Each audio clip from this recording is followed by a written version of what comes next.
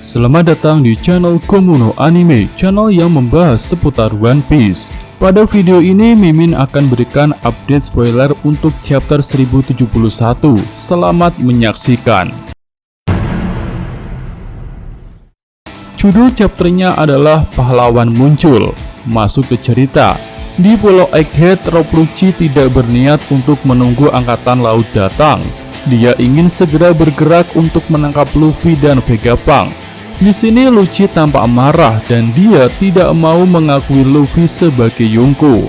Sementara itu di dalam lab, Vegapunk Edison meminta Vegapunk asli untuk meminta bantuan seseorang agar bisa menahan para CP0. Dan Vegapunk asli pun langsung menghubungi orang tersebut. Nah, di sini ada sosok yang bersedia membantu Vegapunk untuk menahan para CP0. Tapi identitas dari sosok itu belum diperlihatkan, dan Vegapunk tampaknya sangat mempercayai orang itu. Selanjutnya, Frontier Dome tiba-tiba terbuka. Tentu itu adalah hal yang buruk. Vegapunk Pythagoras langsung berusaha menutupnya, tapi hal itu terlambat karena para CP0 sudah bisa masuk ke dalam lab. Nah, setelah di dalam, Lucci meminta Kaku untuk menghancurkan kapal Saniku.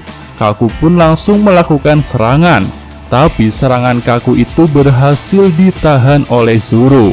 Selanjutnya terjadi pertarungan antara Zoro versus Kaku, tapi pertarungan itu tidak berlangsung lama, hanya sekitar 3 panel saja, karena Kaku merasakan jika perbedaan kekuatannya dengan Zoro sudah terlalu jauh.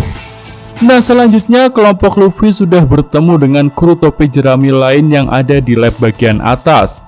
Tapi di sini Bonnie langsung mengincar Vegapunk, dan ilmuwan paling hebat itu pun berlari untuk menyelamatkan diri.